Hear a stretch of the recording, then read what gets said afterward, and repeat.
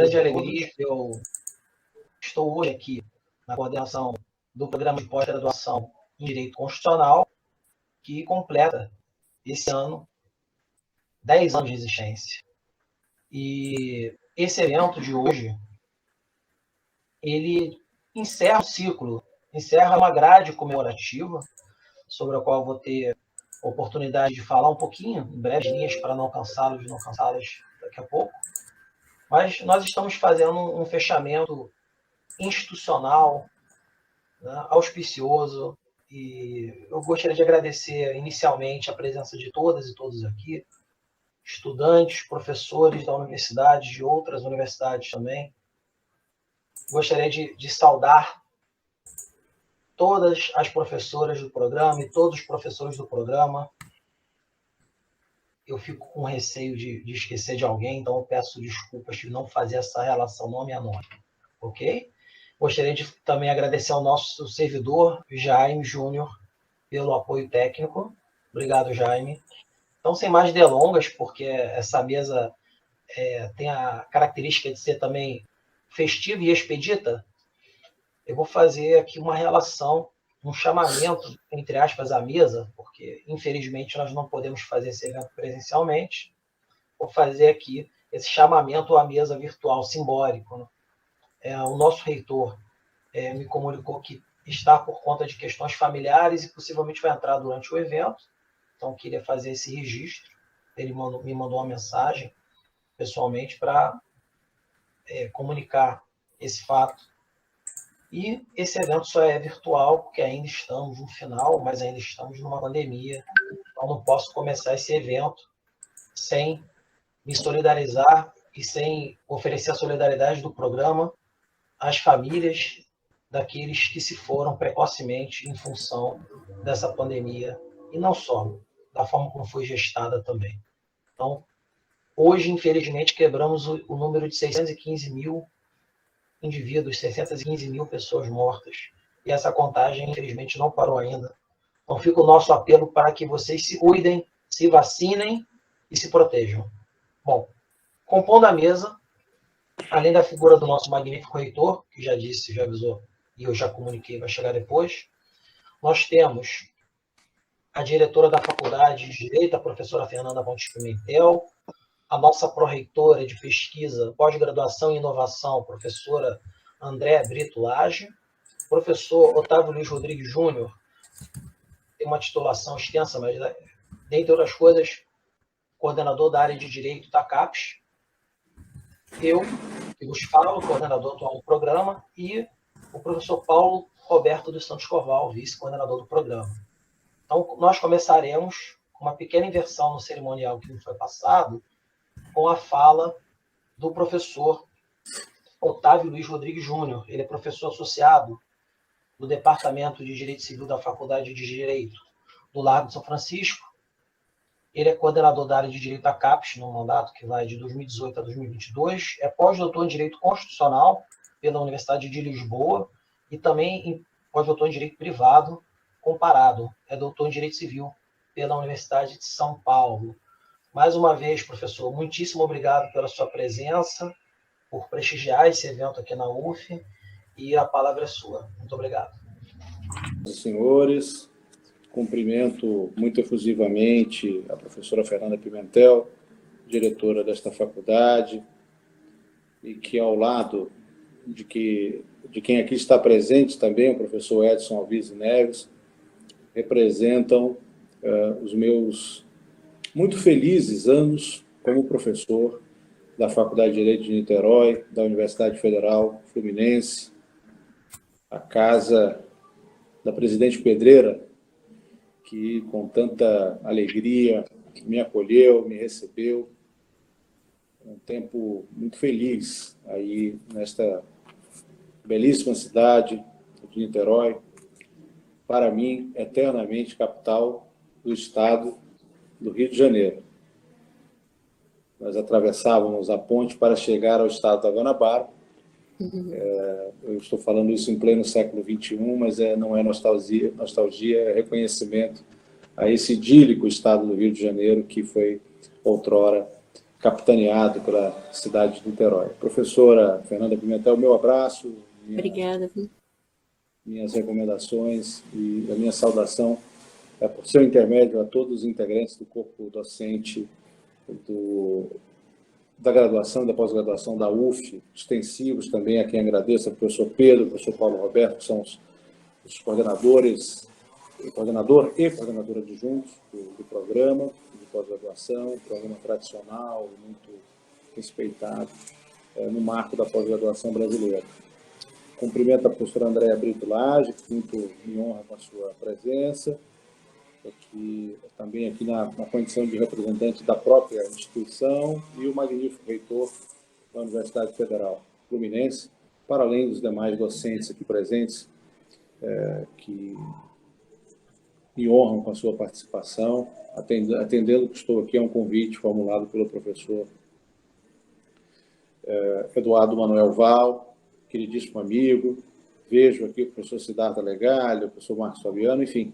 A tela não ajuda a identificar todas as pessoas aqui presentes com quem eu tive a honra de compartilhar o nosso departamento de Direito Privado, então sob a chefia do professor Antônio Plastina, queridíssimo professor Antônio Plastina.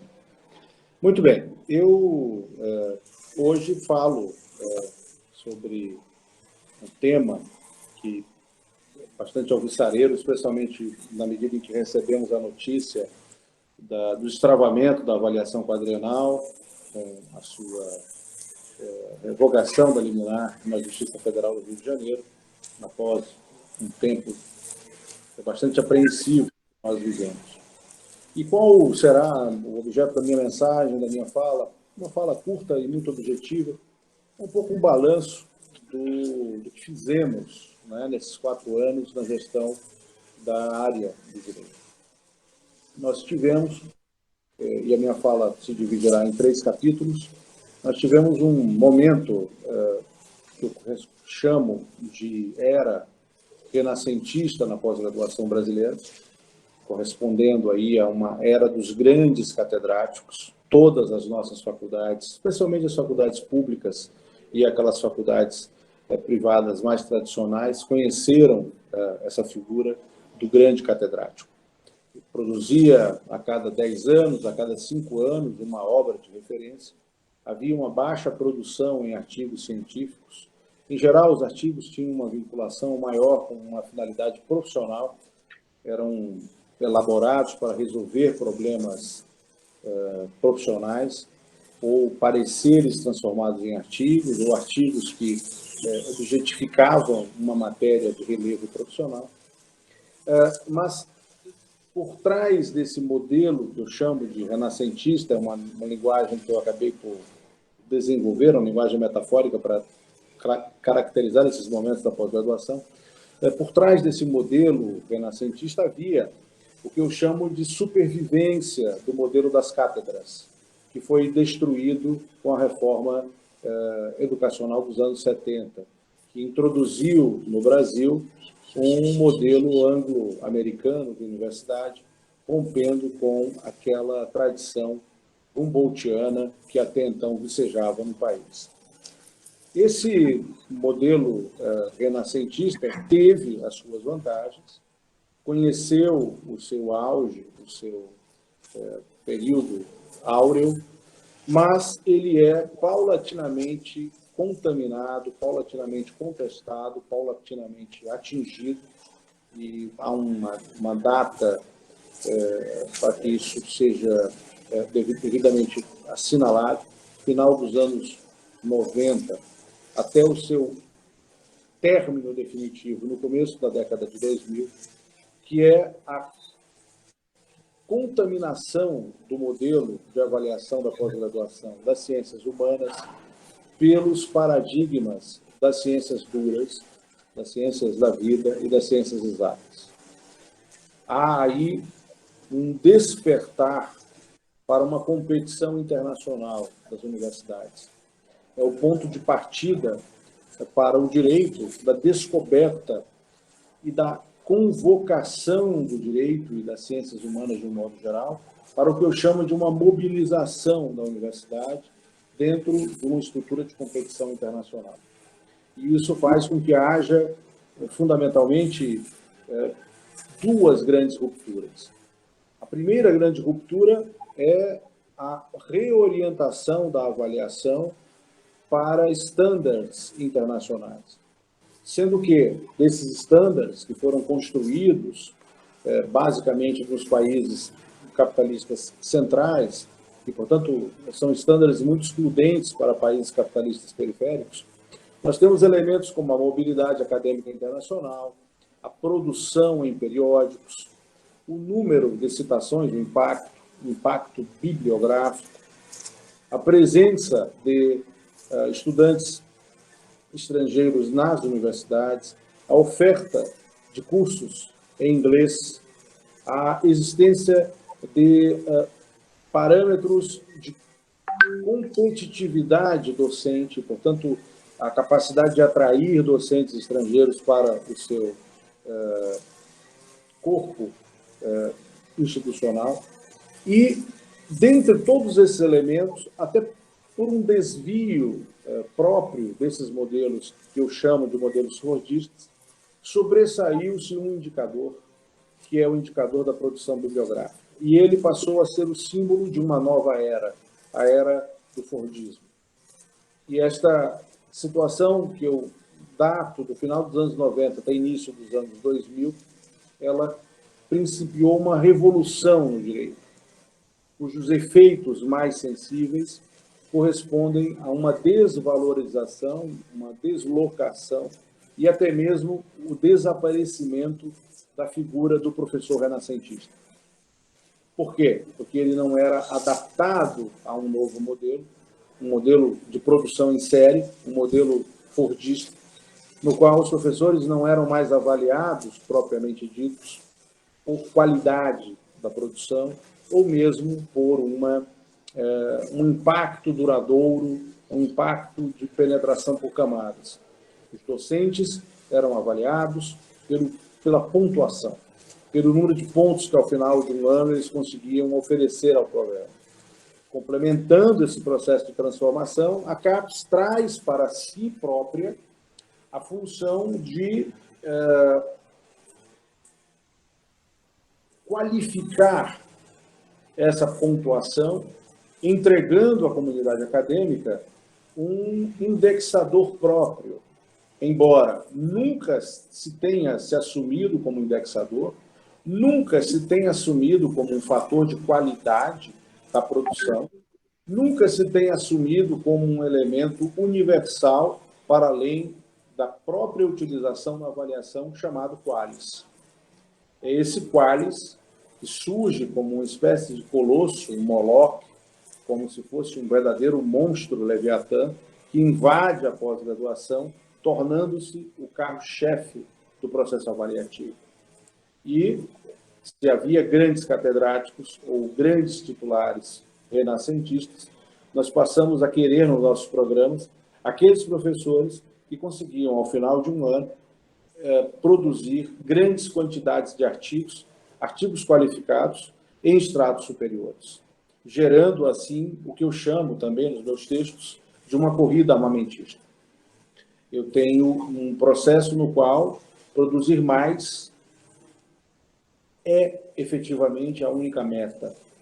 E, como consequência disso, entra para o direito algo que já vinha sendo denunciado nos anos 90 e continua a ser denunciado em todas as áreas, que é a produção salame, os artigos salame, a produção fake, a produção irrelevante, a produção que canibalizava obras monográficas, a produção que escravizava discentes dos programas de pós-graduação, com produções basicamente feitas pelos discentes, mas que os docentes colocavam seus nomes, em nome de uma corrida armamentista, para a qual o direito foi mobilizado para ajudar as demais áreas nesse processo de ranqueamento internacional.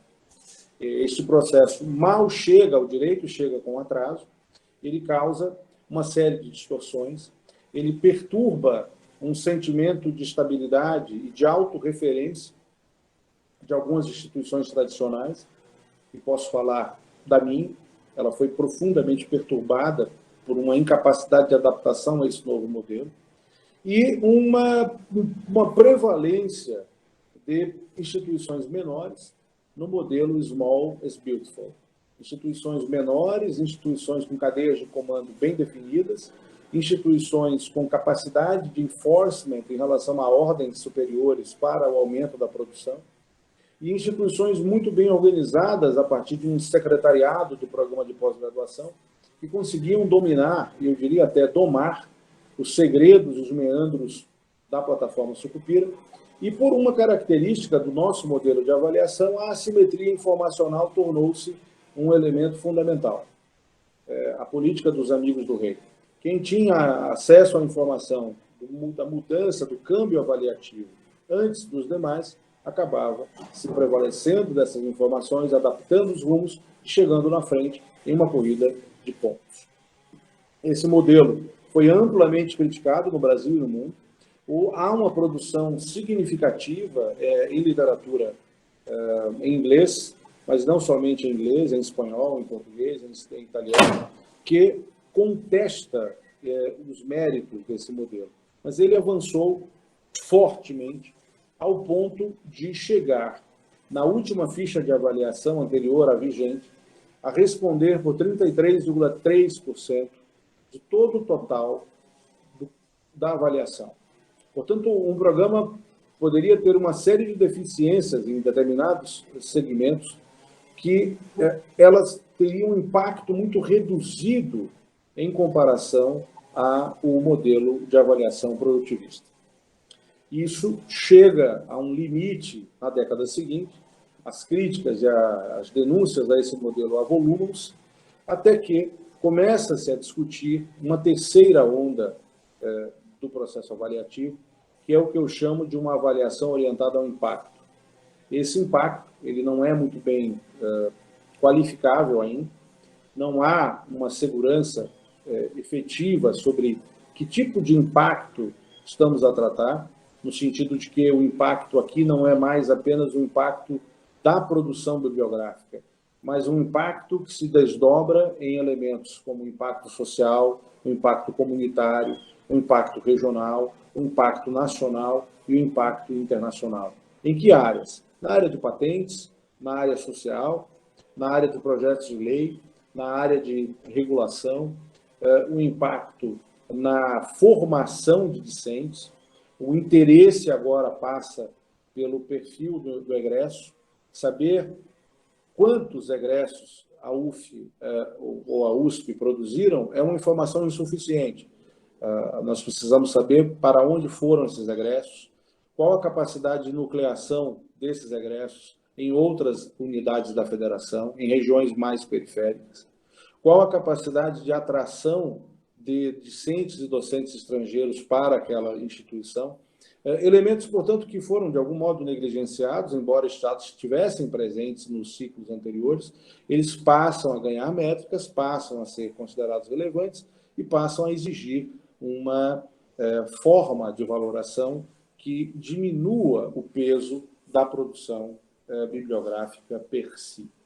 Desse modo, nós chegamos à era orientada ao impacto, a terceira onda da avaliação, que foi consubstanciada na atual ficha de avaliação do direito.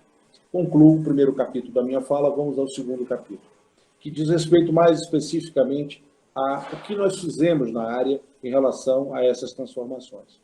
Desde o nosso plano de gestão de 2017, até quando iniciamos a nossa gestão em 2018, nós identificamos um profundo sentimento de indignação e de revolta da área quanto ao modelo fortista e implementamos uma série de transformações, sejam elas transformações operacionais, sejam elas transformações ligadas à impessoalização da informação e do tratamento dos comitês.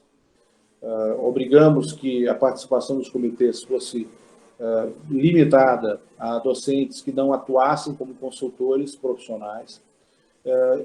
Criamos causas de impedimentos e suspeição.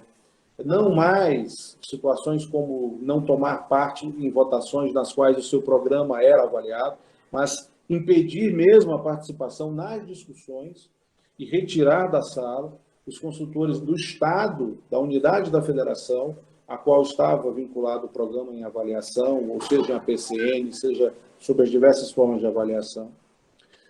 Tornar a todos os participantes vinculados a um termo de compromisso de confidencialidade e conflito de interesses, e estabelecer um canal de comunicação oficial, pelo qual a área só tomava uma informação como fidedigna, como operacional e válida, se objeto de comunicação por meio eletrônico oficial. E, com isso, nós nivelamos a informação e acabamos com as assimetrias informacionais. Para além disso, a ficha de avaliação, nós introduzimos uma série de mudanças que vão, primeiro, da redução do impacto do produtivismo no peso global da ficha, de 33,33% para 6,6% do total da avaliação. É uma mudança dramática. Uma calibração no peso de periódicos e de livros, uma recuperação do valor do livro. O livro, na avaliação dia 17, teve, nos estratos mais altos, apenas 0,006% do peso da avaliação. Praticamente toda a produção de livros foi jogada fora. Nós recompusemos esses pesos e os livros têm hoje uma dignidade avaliativa superior, por reconhecer a peculiaridade das humanidades. A ideia de uma avaliação que privilegiasse as especificidades dos programas também foi implementada. Hoje, nós criamos um mecanismo de comparabilidade por clusters. Programas grandes comparados com programas grandes, programas médios comparados com programas médios, programas pequenos comparados com programas pequenos, evitando-se os efeitos deletérios daquela situação privilegiada de programas no modelo Small is Beautiful. Isso, portanto, vai tentar, por meio de alguns mecanismos de captura de informação e de dados, dimensionar as qualidades e os defeitos conforme a magnitude dos programas. Além disso, nós estabelecemos um modelo de avaliação que contemplasse essa redistribuição dos elementos avaliativos. Portanto, eu não tenho mais a necessidade de ter internacionalização em todos os programas. Por quê? Porque eu tenho programas com perfil regional, eu tenho programas com perfil nacional e tenho programas com perfil internacional. O próprio programa na ficha, ele, na plataforma Sucupira, ele se autodeclara como vinculado a um desses três perfis. E ele será avaliado conforme esse próprio perfil. Evidentemente que para os estratos mais altos, especialmente 6 e 7, eu vou prestigiar e vou buscar, e vou almejar uma internacionalização. Mas isso tem um custo, tem um impacto, tem uma série de investimentos que têm que ser feitos para demonstrar que esse programa, de fato, tem um perfil internacional. Mas eu posso não querer entrar nesse nicho de competição, eu vou querer entrar no nicho de competição de um programa nacional. Ou eu posso ser um programa absolutamente regionalizado, cujas temáticas são temáticas ligadas a problemas muito peculiares a uma região. Problemas de fronteira, problemas ambientais ligados a um bioma específico, problemas étnico-raciais ligados a uma preponderância de conflitos nessa área, programas que estudam determinados fenômenos jurídicos, como a seca, como a proteção do Pantanal, muito regionais, e que, portanto, não faz sentido impor-lhes um sarrafo e uma medida compatível com programas que têm um perfil, por exemplo, de universidades de pesquisa, com 200 docentes, 150 docentes, com ampla capacidade de capilaridade em diferentes áreas do direito. Além disso, no índice de formação, é um índice que foi responsável por grandes distorções nas últimas avaliações, que é chamado de taxa de sucesso na formação dos discentes, nós eliminamos todas aquelas causas que eu chamo de anti-humanitárias. Então, no coeficiente que é levado a efeito para a definição da taxa de sucesso na formação discente, nós eliminamos a licença médica, a licença paternidade, a licença maternidade, todas as causas naturais de afastamento de discentes e docentes, isso foi eliminado do coeficiente. Isso não pesa mais negativamente para o programa. Houve situações absurdas nas quais um docente, uma docente deixou de produzir porque estava grávida e aquilo foi usado para reduzir a pontuação do programa, porque naquele ano aquele docente impactou negativamente no cômputo geral da produção e no equilíbrio da produção do programa. Com isso, por respeito a uma causa absolutamente natural e humana, nós eliminamos uma punição a algo absolutamente magnífico e divino que é a maternidade. Né? As situações de licenças médicas cada vez mais frequentes na pós-graduação, elas também foram suprimidas. Outro ponto que nós eliminamos da taxa de sucesso na formação era uma coisa absurda. Os programas eles eram obrigados a aprovar péssimos discentes, péssimas dissertações, péssimas teses, porque a reprovação impactava no coeficiente. Com isso, nós dizemos ao sistema, reprovem, se necessário for. Se o trabalho não tem qualidade, se o discente não tem aptidão, dedicação, ele pode ser reprovado, porque isso não vai impactar negativamente na taxa de sucesso formativa. Outros pontos que nós aí alinhamos com a experiência internacional é um peso maior para a mobilidade acadêmica, a capacidade de formação de bancas examinadoras com docentes de diferentes regiões, de diferentes países, a capacidade de atrair discentes de outros estados da federação, de outras regiões ou de outros países, conforme o cluster no qual se localiza o programa. Isso também passou a ser valorado autonomamente.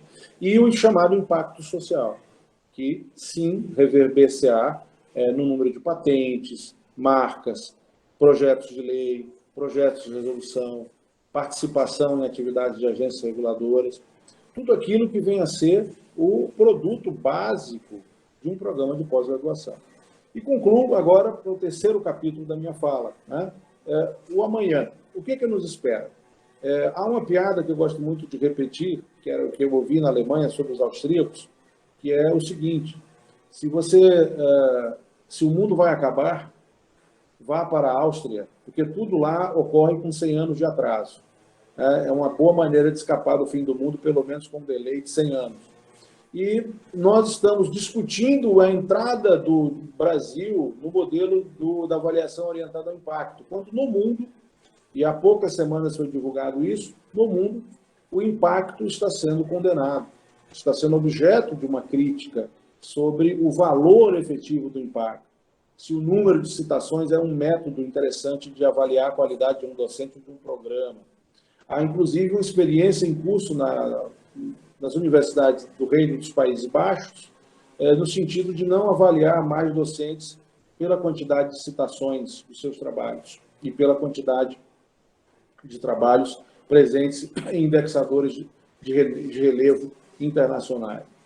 Evidentemente que essa seria uma quarta e última onda de transformação da pós-graduação no mundo, mas que ela esbarra em um elemento que é o que mais me preocupa. A única e talvez a principal vantagem, a principal e talvez a única vantagem do modelo fordista é que eu sabia que era avaliado, ao final do dia, por um conjunto de indicadores objetivos e capazes de serem apresentados em uma planilha de Excel, que nós nunca víamos essa maldita planilha, diga-se de passagem, né? Mas que nós éramos comparados por uma planilha de Excel. Quando nós entramos numa esfera de avaliação mais subjetiva, nós corremos o risco de, com mais subjetivismo e menos objetividade, um cometimento de injustiças, a formação de grupos de pressão, como já se tem identificado hoje, por exemplo, na pós-graduação italiana. Ela vive uma grande crise, porque os avaliadores são os próprios avaliados, e isso acaba gerando um problema de vendetas, de uma série de trocas, vamos dizer assim, que são externalidades negativas no processo de avaliação. Portanto, o nosso grande desafio hoje, em 2021, é essa passagem do modelo orientado ao impacto para um modelo do chamado pós-impacto, que ainda não se sabe bem o que mas que tem, e talvez terá, se for aprovado o Plano Nacional de Pós-Graduação, a sua primeira vítima, que é a extinção do Qualis. É uma meta que já vem sendo anunciada há alguns anos, que, como espécie de símbolo último da derrocada do modelo fordista, escrevesse o epitáfio para o famoso Qualis, que tanto desassossego causa a muitos de nós, ou talvez a todos de nós, né? Essa é uma meta que está se discutindo há vários anos, e que, se ela vier a se transformar em realidade, nós teremos aí o símbolo da morte definitiva de uma era. Concluo, meus amigos romanos compatriotas, minhas amigas romanas compatriotas, com minha saudação e minha palavra de agradecimento, de reconhecimento à UF, essa instituição maravilhosa, essa instituição referenciada para o Estado do Rio de Janeiro, para o Brasil, comemorando os 10 anos do seu programa de pós-graduação em Direito Constitucional, fazendo com isso uma homenagem a todos os seus fundadores e aos seus continuadores até hoje. A UF é uma instituição respeitável e que tem, na minha pessoa, um eterno docente da Casa de Niterói. Muito obrigado pela atenção das senhoras e dos senhores e pela gentileza do convite de estar hoje aqui participando desse evento tão importante. Obrigado, professor Otávio Luiz. Importantíssima a sua fala nesse momento em que nós estamos almejando, né, perspectivas, e perspectivas faz parte, inclusive, da chamada desse evento de hoje. Então, agradeço mais uma vez pela sua fala, muito pontual, muito assertiva, esclarecedora, importante para todos nós, especialmente para mim e para o Paulo, que estamos à frente da gestão atual. Mais uma vez, meu muito obrigado. Bom, na sequência, inclusive, gostaria de passar a palavra ao professor Paulo Roberto dos Santos Corval, que é o vice-coordenador. Antes disso, né, Paulo, eu gostaria de cumprimentar todos os coordenadores que passaram pela história do programa. Eu ia até fazer isso depois, mas eu acho que agora é a deixa oportuna, né? E também todos os vice-coordenadores que passaram pela história do programa. Uma história recente, uma história curta, é verdade, e eu corro o risco de esquecer de alguém, mas gostaria de mencionar aqui a presença da professora Clarissa Brandão, do professor Marcos Aurélio Casamasso, mencionar o professor Enzo Belo, mencionar o professor Eduardo Manuel Val, que estava na primeira gestão desse programa, se não me falha a memória, né? E como bem mencionou o professor Otávio Luiz, intermediou esse convite para que o professor Otávio Luiz pudesse estar aqui conosco, quer dizer, uma figura importantíssima que continua colaborando, que colabora desde o início do programa e continua colaborando com o nosso programa. Fica aqui o nosso muito obrigado a todas as coordenações anteriores. Sem vocês, o programa não estaria aqui. Nós hoje somos um programa com nota 4, com muito orgulho, queremos mais, né, mas temos muito orgulho de sermos um programa nota 4, com todas as limitações que nós temos e almejamos sempre mais. Então, assim como o Eduardo foi vice-coordenador, continua colaborando, o Paulo é muito importante, né, informalmente aqui, né, quebrando o protocolo. O Paulo é muito importante. Essa gestão não aconteceria sem ele, né? Coordenação é uma coisa extremamente difícil e sem ele certamente não aconteceria, porque eu não iria dar conta. Então, agradeço aqui também ao Paulo. Paulo, por favor, a palavra é sua. Pedro, eu vi que entrou aqui na sala nosso magnífico reitor, o professor Antônio Cláudio. Então, eu quero declinar aqui da minha condição de falante para o professor Antônio Cláudio, a quem nós recebemos muito agradecidos pela sua presença. Também agradecidos ao professor Otávio pela brilhante lição de presente e de futuro a respeito do direito que acabamos de receber e de suas ações que merecem nossos louvores perante o sistema de avaliação que nos circunda. Ao professor Antônio Cláudio, eu passo a palavra, se o Pedro não desejar fazer isso formalmente ao senhor, já aqui agradecendo a sua presença, soubemos dos infortúnios que o impediram de estar aqui logo no início. Então, reiteramos nosso agradecimento por estar conosco nesta data tão simbólica de 10 anos do PPG-DC. Obrigado, professor Paulo Koval. Quero cumprimentar o professor Pedro aqui, a professora Fernanda, Andréia, todos os colegas aqui, os representantes. Eu vou aguardar a ordem. Eu cheguei atrasado, mas vou respeitar aqui o protocolo e fico aguardando minha vez e escutando com prazer.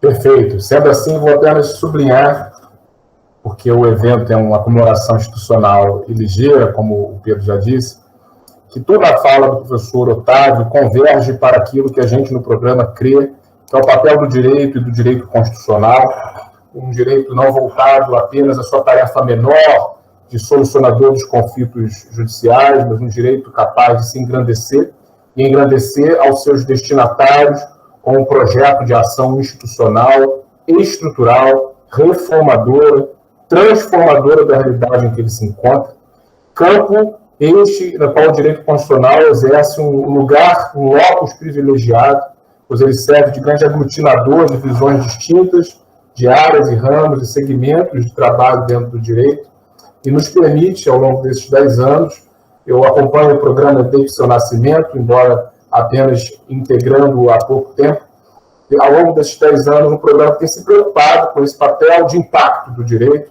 um direito que tem identidade, um direito que tem capacidade de mobilizar vidas, estruturas, espaços. Esse programa deve muito a todos os que estão aqui presentes, atualmente atuando nele, e aos seus antecessores. Lembro aqui da figura imprescindível do professor Eduardo Val, que muito bem nos ajudou no início do programa a construir uma identidade regional focada nos problemas da nossa grande pátria, América Latina. Agradecemos imensamente pela contribuição do professor e de tantos quantos vieram nesse mesmo caminho, nessa mesma toada. Um programa que nasceu em 2011, que formou sua primeira turma em 2013 e que tem conseguido um êxito dentro dessa dificuldade de medir impactos. É um êxito muito interessante. Os seus egressos estão obtendo sucesso, ingressando em universidades, assumindo a docência. Nós temos aqui conosco o professor Siddhartha, fruto da primeira turma deste programa, atualmente professor de Direito Constitucional na UFRJ, na Faculdade Nacional de Direito. É muito gratificante, institucionalmente, no símbolo do Siddhartha e tantos outros da sua turma e de turmas subsequentes que vêm ocupando a docência, ocupando cargos públicos, ocupando espaços institucionais, e os novos alunos que vêm sucedendo também, e que têm encontrado aqui no programa um espaço de formação crítica, reflexiva, que os permite voltar aos seus espaços de atuação, pensar em reformas, em mudanças, em transformações de seus locais e de suas esferas de atuação institucional. Então, nós somos muito agradecidos por esses 10 anos, agradecidos a todos que somaram esforços aqui, a todos que continuam a labutar pelo programa, e nossa palavra de agradecimento é bastante singela, e, portanto, Pedro, lhe devolvo a palavra. Oh, obrigado, Paulo. Deixa eu... Agora vou me dar um pouco de destaque por um breve momento. Gostaria de registrar, como disse no início dessa exposição, que fechamos um ciclo, inclusive, que levou alguns meses.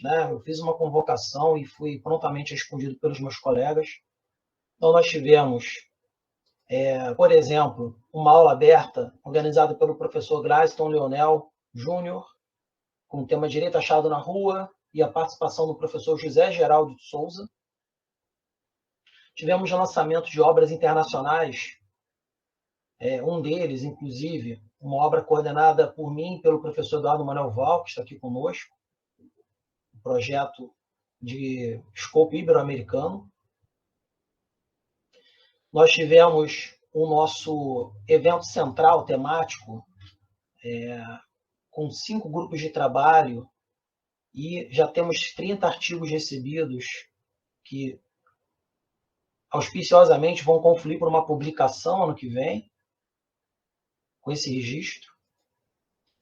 Nós tivemos também um seminário internacional sobre direito da economia e desenvolvimento, e tivemos Aqui também meu agradecimento à professora Roberta Pedrinha, a presença do professor emérito da Universidade de Buenos Aires, professor Eugênio Raul Zaffaroni. Tivemos a presença dele num evento em que foi lançado um livro que tem organização da professora Roberta Pedrinha e de outros, com autores e autoras, destacando, claro, professores do nosso programa. Tudo isso numa breve e apertada síntese, para mostrar que hoje é o ponto alto de um ciclo de comemorações pelos 10 anos do nosso programa. Recentemente, então, atualmente nós somos 18 professores e professoras, um deles, inclusive, já foi mencionado, fez parte da nossa primeira turma, que é o professor Siddhartha, um exemplo para os nossos egressos e aqueles que também irão ingressar e estão no nosso programa. Eu não posso deixar de mencionar que nós temos desafios a curto prazo. Recentemente, nós ampliamos o número de vagas do programa, acho que há alguns poucos anos. Agora temos um ingresso anual de 30 alunos ao invés de 20. Isso coloca desafios na organização do programa, inegáveis, né? Triviais da prática, mas que dão muito trabalho. Mas também, para além de ampliar o número de vagas, existe a preocupação de ampliar o acesso ao programa. Então, posso dizer aqui em primeira mão que aprovamos um edital que vai ser submetido à nossa pró-reitoria, e nesse edital desse ano acolhemos uma sugestão que foi feita pelo grupo de trabalho Mulheres na Ciência, no sentido de dar um diferencial de pontuação na parte do currículo para as mulheres que comprovem a maternidade, né? Então, sai aqui em primeira mão, né, essa notícia boa, que o programa precisa continuar ampliando o acesso para pesquisadores e pesquisadoras, seja através de cotas, seja através de outras políticas. Nós estamos buscando isso também. Eu não posso falar também, ou melhor, né, não posso deixar de falar dos desafios cotidianos da pandemia. Né? Não posso deixar de falar do ataque dos cupins, o famoso ataque dos cupins, que destruíram o nosso espaço físico, literalmente destruíram. Né? E aqui eu gostaria de agradecer muito a nossa diretora, que prontamente nos atendeu, a professora Fernanda Pontes Pimentel. Também agradecer a pró-reitoria, a reitoria. Todos se mobilizaram para que o espaço que está em curso, a reforma dele, ele volte a ser um espaço onde possamos todos trabalhar e minimamente conviver sem os cupins. Tá? O programa está passando por uma reestruturação no momento presente, em curto prazo, uma reestruturação física e também digital. Pode parecer besteira, né? Mas nós temos agora um e-mail institucional, nós temos um canal no YouTube, esse evento vai ficar registrado e vai para este canal, vai ficar registrado e acessível para aqueles e aquelas que quiserem vê-lo, ou outra vez, ou porque não puderam estar agora conosco. E nós temos também uma conta no Instagram. Pode parecer besteira também, mas é importante porque muitas vezes o site leva mais tempo para ser atualizado. O Instagram é um mecanismo mais, vamos dizer assim, atual de comunicação, principalmente com os mais jovens. Né? Já temos mais de 650 seguidores, né? E esse número vem aumentando a passos largos. O nosso horizonte de perspectivas, ele contempla uma tratativa que vem sendo feita desde a gestão anterior de uma fusão do nosso programa com o PPGDIN, curso de doutorado em Direitos, Instituições e Negócios. E aqui faço saudações ao professor Edson Alves Neves, que está aqui conosco.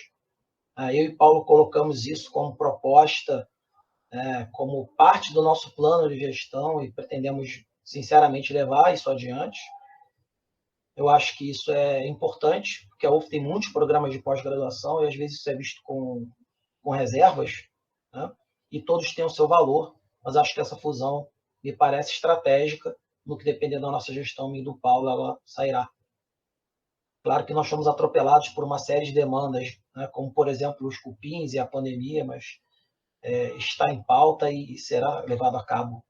Bom, Inclusive, o professor Edson fez aniversário ontem, meus parabéns. Eu dei pessoalmente, né? Pessoalmente hoje é pelo WhatsApp, né?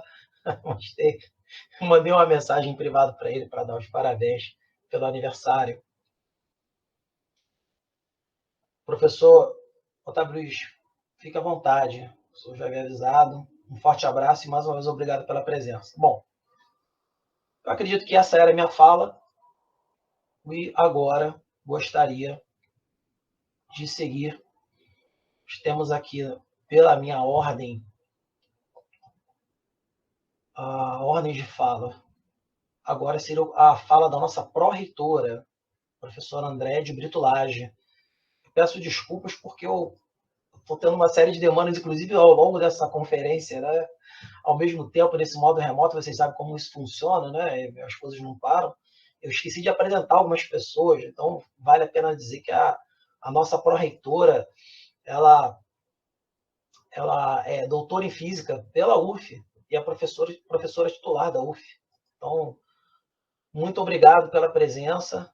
Seja bem-vindo e a palavra é sua. Acho que o seu microfone está desligado.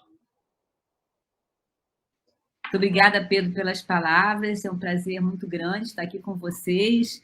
Cumprimento o nosso magnífico reitor, professor Antônio Cláudio da Nóbrega, meu colega, e principalmente também nosso colega da CAPES, que se pronunciou, sei que ele teve que sair, mas foi muito importante a participação dele aqui, colocando um relato de como é que estão as atividades na CAPES, principalmente na área de vocês, e todas as mudanças, né, que vêm sendo realizadas ao longo desse período, meio com transformações importantes que estão acontecendo na CAPES.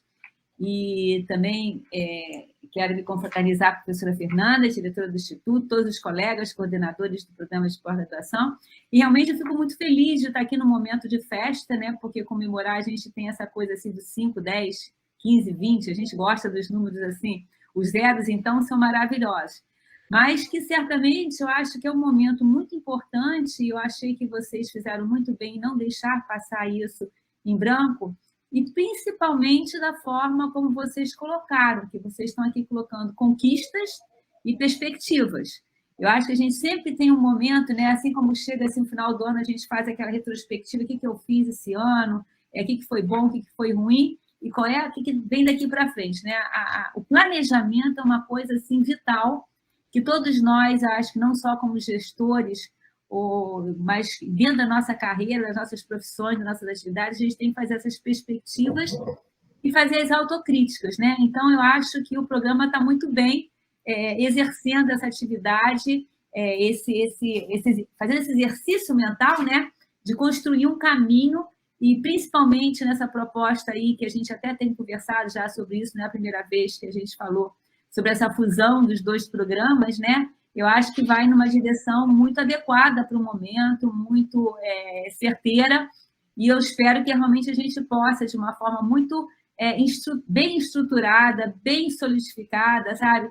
Somar esforços, porque realmente a CAPES, a gente sabe que teve uma política muito grande antes dessa mudança aí desses últimos 2 anos, e colocar, né, colocar como indicativo muito forte a necessidade de realizar fusões para juntar forças, né, juntar forças dentro da instituição, e a gente tem trabalhado, eu e a Lúcia, coordenadora de pós-graduação, a gente tem trabalhado nessa direção, porque a gente vê que muitos programas podem realmente se somar, ganhando uma força muito maior e produzindo resultados significativos, sabe? Porque é a diversidade, é a interdisciplinaridade, hoje que a gente sabe que são pontos fundamentais, né, para o sucesso de muitas iniciativas nossas. A gente está comprovado, eu tenho escutado muita gente nova que hoje trabalha como engenheiros de produção em consultorias, grandes consultorias, e que é muito interessante, porque a formação das equipes de trabalho são completamente diversificadas. Eles colocam um pedagogo junto com o engenheiro de produção, com o veterinário, e você não pode imaginar a riqueza que é de maneiras de pensar diferentes que vão construir propostas, né, de consultorias, aí no caso de grandes empresas, né, de Coca-Cola, de não sei o que lá, de ver planejamentos futuros com cabeças que pensam diferente, que tiveram um aprendizado focado em questões assim, mais pontuais. Então, eu acho essa perspectiva que vocês estão aí colocando, discutir o programa, fundamental. Vão ter todo o apoio da PROP, que precisarem, para a gente discutir também conjuntamente com os programas. E eu fico feliz de ver assim vocês reunidos. Eu acho que o programa de direito realmente ele permeia a universidade em vários aspectos, né? Faço parte lá do grupo de trabalho das mulheres na ciência. A gente vê a necessidade que a gente tem de ouvir pareceres jurídicos, gente que entende da legislação. Quando a gente se reúne lá no GT-CPEX, a mesma coisa, como é importante a gente estar pautada na Constituição, nos nossos direitos, nos nossos deveres. Então, realmente, vocês têm um papel aí que permeia toda a nossa sociedade. Então, é um prazer muito grande poder contar com vocês e falar para vocês que vocês podem contar com o nosso apoio, vocês sabem muito bem disso.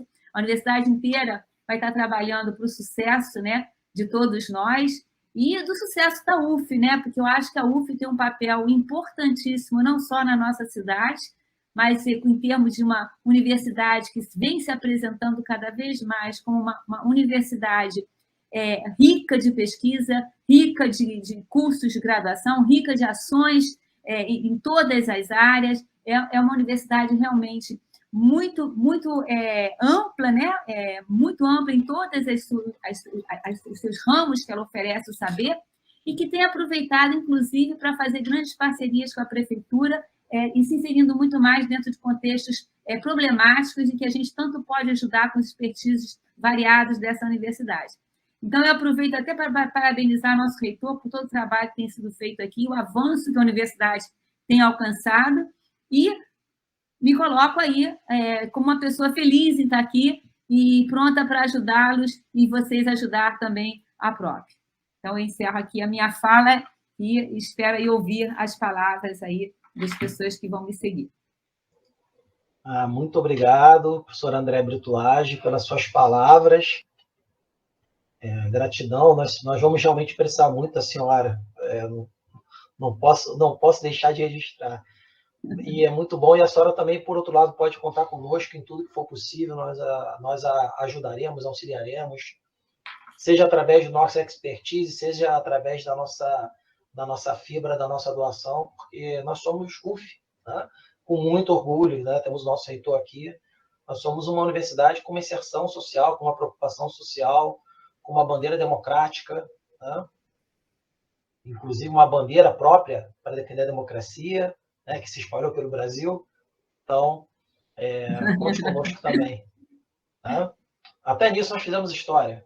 Tá? Ano que vem vamos ter, se não me falha a memória, porque às vezes a matemática me trai, né? Ano que vem vamos ter uma comemoração especial da Faculdade de Direito. Né? E estaremos à disposição para somar esforços também nessa iniciativa. E com essa deixa, né, mais do que oportuna, eu vou passar a palavra para a nossa querida diretora, mais uma vez agradecendo por todo o apoio que vem nos dando, né, em todos os aspectos, desde os aspectos assim, mais acadêmicos até os aspectos mais cotidianos, incluindo aqui, né, a famosa batalha contra os cupins. Então, vou passar a palavra para a nossa diretora, né, ela é doutora em Sociologia e Direito, aqui pela UF, né, programa no qual fiz meu mestrado. Fica aqui um abraço também para o nosso programa, que é um programa irmão, né, e nós nos ajudamos mutuamente também. Então, professora Fernanda, a palavra é sua. Boa tarde a todas e todos. Saúdo inicialmente o magnífico reitor, professor Antônio Cláudio, que tem estado presente de maneira constante nos nossos eventos, ainda que de forma virtual. Muito obrigada, professor, pela sua participação, especialmente num dia conturbado como hoje. Espero que tudo se resolva da melhor maneira possível. Professora Andréia, né, uma alegria tê-la conosco, deixando meu registro, meu agradecimento à PROP. Normalmente, as direções de unidade não lidam diretamente com a PROP, mas por uma circunstância muito específica que o meu mandato foi premiado, talvez a pró-reitora com quem eu mais conviva, nós temos uma convivência cotidiana, né, professora Andréia? E isso me fez conhecê-la, me aproximar e ter um respeito e admiração muito grande pelo seu trabalho. Muito obrigada pela parceria ao longo desse período. Professor Pedro, professor Paulo Corval, coordenadores do PPGSD, parabéns por capitanearem esse evento, parabéns pela gestão que vem desenvolvendo e obrigada pela confiança que tem depositado na minha gestão, nessa parceria que nós temos conseguido construir neste período tão difícil, né, da nossa história, na história humana e na nossa micro-história aqui da Faculdade de Direito. É muito significativo na minha gestão 2 efemérides, né? Fui prestigiada com a possibilidade de estar presente nos 10 anos do PPGDC e ano que vem, se Deus assim o permitir, estaremos celebrando os 110 anos da nossa querida Faculdade de Direito. São 2 marcos muito significativos. O PPGDC ele completa 10 anos e mostrando a sua capacidade de se reinventar, de se firmar como um programa de referência não apenas internamente na universidade, mas extramuros no Brasil e com relações internacionais bastante fortes. E isso é importante, uma vez que ele nasceu sob o signo do Reúne, ele nasceu sob uma série de premissas que não se confirmaram. Então, seria muito fácil a esse programa fenecer, a esse programa se dar por vencido ou se apequenar. Mas ele é a prova da nossa resiliência como docentes, como universidade, como corpo da Universidade Federal Fluminense, pois, a despeito de várias promessas não terem se concretizado naquele momento, né, estávamos sob os auspícios do Reúne, a universidade sairia fortalecida, e os últimos anos trouxeram uma realidade diametralmente oposta àquela, mas a cada ciclo o programa vem se fortalecendo, se construindo, se agigantando. Então, isso nos traz bastante alegria. Fica o registro que é o primeiro programa de estrito senso formado basicamente pelos professores da Faculdade de Direito. O nosso primeiro programa foi o programa de Sociologia e Direito, né, mas em parceria com a Sociologia, e podem me questionar, mas por que isso faz parte da sua fala, Fernanda? Uma vez que o PPGSD foi um marco na história da universidade, porque o PPGDC, ao nos mostrar que tínhamos capacidade de termos o programa específico da Faculdade de Direito, refletiu uma mudança no perfil do nosso quadro docente. O PPGDC, com heróicos professores doutores que existiam à época da sua criação, construíram pontes com a sociologia de modo a viabilizar a pós-graduação naquele momento na faculdade. O PPGDC foi o reflexo de uma transformação do nosso corpo docente, de um perfil de professor voltado efetivamente para a pesquisa, de um perfil de profissional crítico, com uma perspectiva voltada também à pós-graduação e não à tradicional graduação em Direito. E isso, para nós, trouxe a prova de que a Faculdade de Direito está no caminho certo, no desenvolvimento da sua perspectiva acadêmica, crítica e de inserção também no mercado. Então, isso nos alegra enormemente. E antes do evento, pensei numa situação que o Corval, que me antecedeu, apontou. Os egressos do curso têm feito um belíssimo testemunho da qualidade da formação aqui recebida. E fui a algumas palestras, que por vezes ia, né, presencialmente, em algumas instituições, já encontrei por 2 ou 3 vezes coordenadores de curso, egressos do PPGDC, atores do cenário jurídico que hoje fazem a diferença no Rio de Janeiro e no Brasil, egressos do PPGDC. isso é indicativo da qualidade do projeto.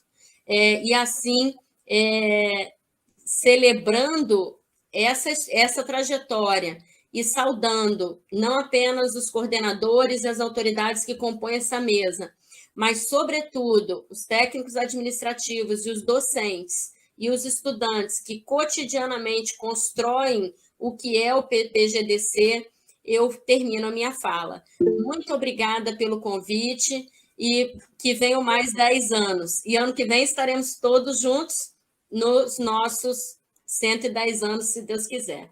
Muito obrigada, professor. Muitíssimo obrigado, professora Fernanda. Eu queria...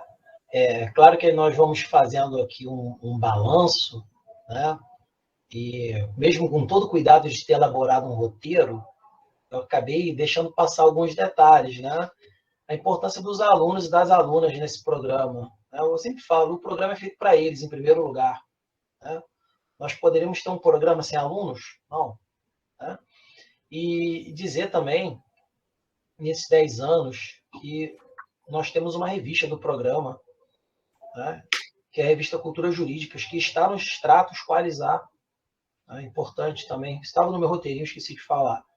Né? Que denota também, né, o esforço né, do professor Zubelo, que é o atual editor da revista, né, e de todos aqueles que trabalham na revista, inclusive os alunos e as alunas que trabalham na revista. Fazem um trabalho importantíssimo. Né? Então, fica aqui o meu abraço. Eu acho que o Jaime já ganhou um abraço no início do evento. Né? E agora, eu vou...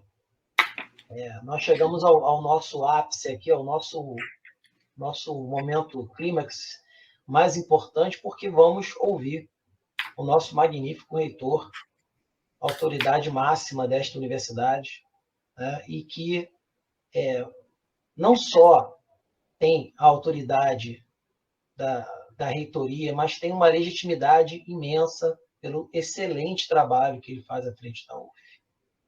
Isso tem que ficar registrado, né? Isso aqui está sendo gravado e amanhã vai ficar disponível no nosso canal, né? no YouTube. Né? Então, para além do pronome de tratamento, né? Existe uma admiração e uma legitimidade, né? Que eu imagino de todos e todas aqui para com o senhor. Então, eu gostaria de agradecer muitíssimo a sua presença, apesar de todos os contratempos que eu sei que o senhor está tendo hoje. E gostaria de lhe dar a palavra. Então, antes, vale dizer que o nosso reitor é professor titular da nossa universidade, tem doutorado em ciências pela Universidade Federal do Rio de Janeiro, com um estágio sanduíche na University of Texas Southwestern Medical Center at Dallas. Desculpe se o meu inglês está um pouco enferrujado. Então, a palavra é sua, magnífico reitor. Seja muito bem-vindo mais uma vez. Obrigado.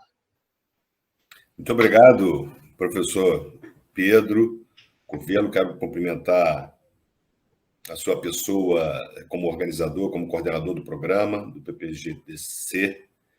E quero cumprimentar o professor Paulo Corval também, como vice-coordenador, minha querida amiga professora Andréia, pró-reitora de pesquisa, pós-graduação e inovação, também colega professora Fernanda Pimentel, diretora da gloriosa Faculdade de Direito, demais professores, Edson Alves, eu sei que estava por aqui. Quero lembrar professores aqui em relação ao programa também, o professor Eduardo Val também, celebrando todos os que construíram o caminho até aqui. Quero celebrar também o professor Otávio, que precisou sair, mas que prestigiou esse evento. É uma marca importante a presença de representantes da comunidade em exercício na articulação com a CAPES. É uma agência de valor enorme para o desenvolvimento nacional, criado no final da década de 50. Né? Então, é fundamental o papel da CAPES, que deve prevalecer para além de desejos individuais e de governos temporários e de acadêmicos temporários. A CAPES ela deve permanecer como instrumento importante de desenvolvimento nacional. Eu quero cumprimentar também aqui os estudantes, a marca forte do programa, da participação dos estudantes na construção dos eventos e na própria vida do programa. É extremamente importante enaltecer esse papel dos técnicos, né, que raramente recebem os holofotes, mas que fazem todo o processo acontecer de modo eficiente e dedicado. Quero cumprimentar também, já de antemão, 110 anos da nossa Faculdade de Direito, já conversando já com a Fernanda, foi já algum tempo atrás, já nos preparando para... Eu queria chamar a atenção para alguns aspectos, se vocês me permitem, desse momento tão único que vivemos da humanidade. A nossa universidade se mostrou uma organização muito aguerrida, com a capacidade de adaptação muito grande, com a capacidade de se incomodar com as novidades e nem por isso rechaçá-las, pelo contrário, né? A universidade soube digerir os problemas e construir soluções para continuar seguindo em frente. Fico muito orgulhoso de todo esse trabalho em rede da universidade, porque é fundamental que os processos aconteçam de maneira planejada, né, usando a racionalidade para isso, mas a emoção, a dedicação e a paixão são fundamentais. Corações e mentes compõem o ser humano e também as nossas decisões. Já dizia Francisco Varela que nós, na verdade, usamos a racionalidade para explicar por que decidimos tudo emocionalmente. Então, claro que vai aí uma dose de filosofia, mas o que é importante é a gente considerar que a nossa universidade exerce muito bem essa integralidade humana, né? Essa capacidade de se organizar racionalmente, construir programas, fazer planejamentos, mas também se inquietar com a novidade mal explicada, com o incômodo de uma pandemia, e mais do que o incômodo, com o medo e a incerteza, né? O ser humano tem uma dificuldade de lidar com a incerteza.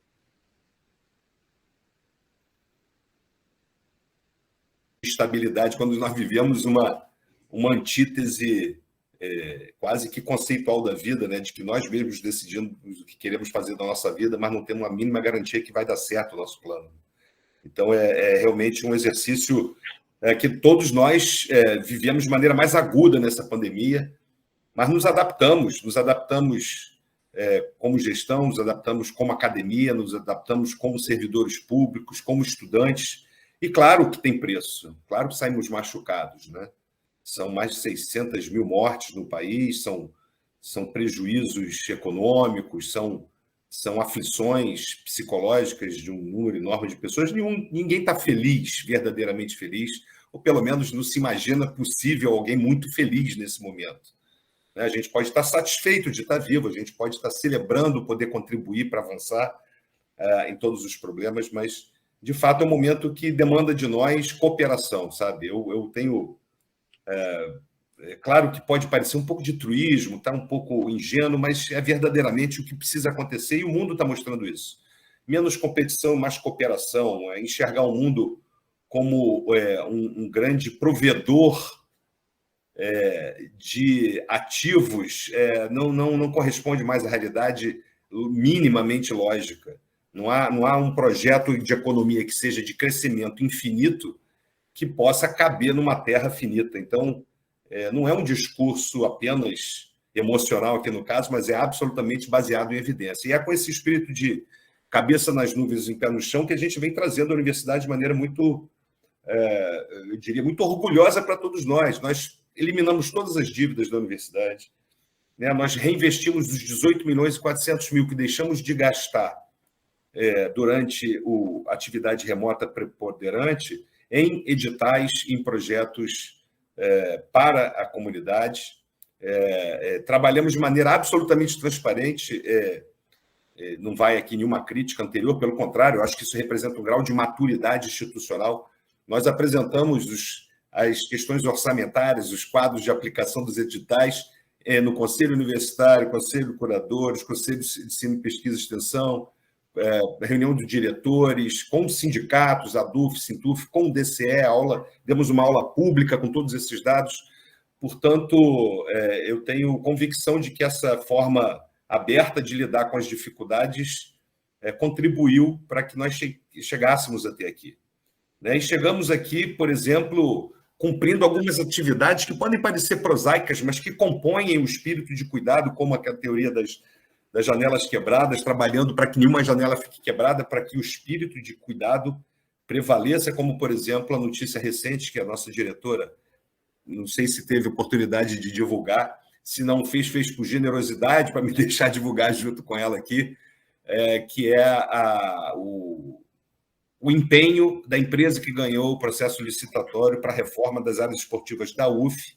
Então, o campus da educação física vai ter uma reforma bastante grande, mas também a quadra do direito, é praticamente a quadra do esporte de todos nós. Eu, quando fiz faculdade aqui, de 83 a 89, minha educação física era lá, tinha que chegar lá na quadra, assinar a presença, fazer um aquecimento ali, ia correr na praia, voltava, naqueles tempos, né?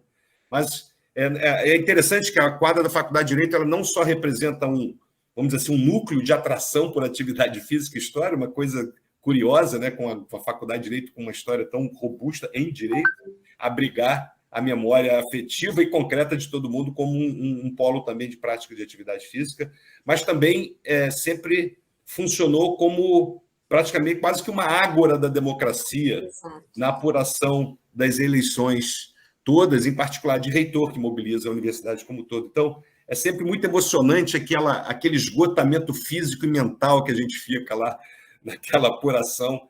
É muito gostoso ver que isso ocorre dentro da Faculdade de Direito. Eu acho que isso é muito simbólico. Eu acho que isso marca muito bem o papel da faculdade, não só produzindo conhecimento, mas transbordando conhecimento para a vida como ela é, como dizia Nelson Rodrigues.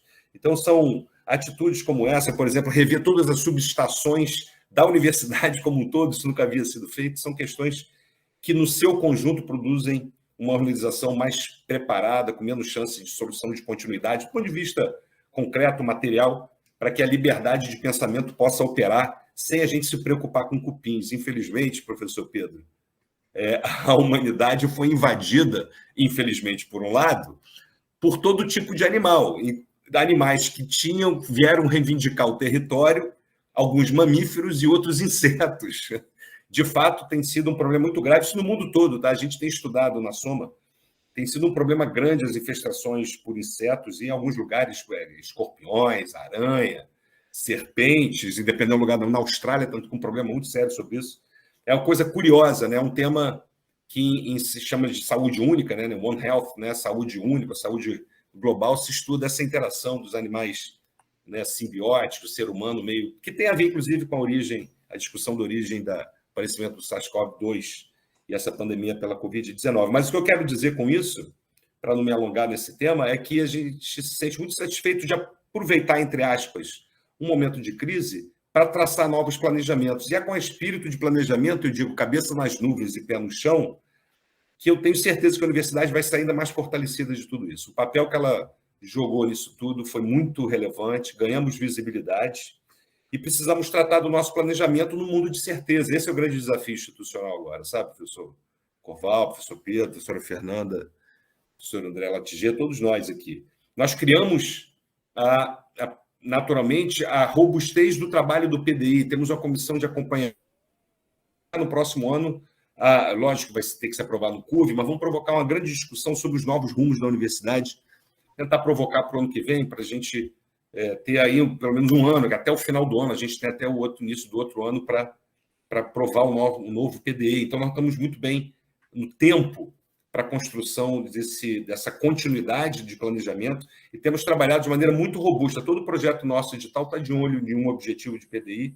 Nós somos um órgão executivo de um desejo construído coletivamente, mas temos criado soluções muito inovadoras para entregar PEDs, por exemplo, com parcerias, num momento tão duro, onde a verba de capital nossa de 2014 de 63 milhões caiu para menos de 5 milhões, desde que nós assumimos, e nós estamos entregando mais metros quadrados por real recebido de verba de capital da história da universidade. Então, isso com muita parceria, com muita cooperação, e fico muito feliz de que a Faculdade de Direito esteja também colhendo alguns frutos. Claro que a gente precisa avançar muito mais na infraestrutura, não há dúvida disso, mas a própria acessibilidade, articulando as emendas parlamentares, fazendo acontecer as emendas de acordo com os objetivos do parlamentar. Isso tem sido um compromisso nosso desde o início. Isso aumentou, triplicou o número de emendas que chegam para a UF, isso é um número que a gente tem recente. Inclusive, as emendas de bancada só foram captadas porque houve um consenso dos parlamentares que nós éramos confiáveis para entregar o resultado. Estamos entregando. Vamos inaugurar os prédios de campus ano que vem, da Faculdade de Medicina também. Então, eu fico muito feliz. Desculpe se eu me alonguei um pouco nessa direção, mas eu queria celebrar os 10 anos do programa. Eu acho que esse é um elemento importante. 10 anos em termos de Brasil, de pós-graduação na UF, já é um marco de tradicionalismo, eu diria, né? Ou mais do que tradicionalismo, eu diria assim, de história marcada, de legado construído, de legado que, sem dúvida nenhuma, ganha o brilho da atuação da sua gestão, professor Pedro, professor Paulo, mas que certamente fica como uma contribuição coletiva para os próximos realizadores, porque eu gosto sempre de citar um aforismo de Isaac Newton, que ele copiou, na verdade, ele adaptou de uma história da mitologia grega, de um gigante que botava um anão pequeno, um gigante cego, tinha um anão que ficava no ombro dele para olhar longe. Então, o Isaac Newton disse que se ele enxergou mais longe, foi porque ele se sustentou nos ombros de gigantes. Então, eu acho que esse é o nosso papel. Se a gente consegue construir soluções inovadoras, é porque a gente aprendeu com quem veio antes. Eu tenho certeza que vocês estão aqui emprestando seus ombros para novos olhares para o programa de pós-graduação em Direito Constitucional. Parabéns à Faculdade de Direito, parabéns a todos, parabéns à UF, vamos juntos. Obrigado.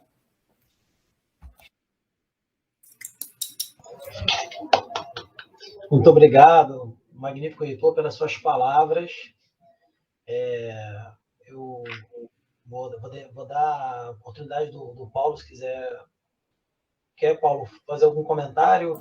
Não, apenas nesse momento de encerramento, agradecer mais uma vez a presença do professor Antônio Cláudio, da Andréia, da Fernanda, do Otávio, que já se retirou, dos colegas que aqui estão, Marcos Fabiano, Roberta Petrinha, Marco Casamasso, Edson Alviz, Darta, os discentes, os demais que aqui pela telinha a gente não consegue identificar todos. Saudá-los, dizer dessa paradoxal felicidade em meio à crise, como bem lembrou o professor Antônio Cláudio, de estarmos aqui, e sempre com essa ideia do salto que eu retiro de Kierkegaard, nessa coisa de olhar para cima, ir às alturas para depois voltar ao chão, e voltando ao chão da realidade, não nos conformar com a tristeza, com a mazela, com a desigualdade, mas ver soluções, desafios, experiências, caminhos, alternativas, rumos.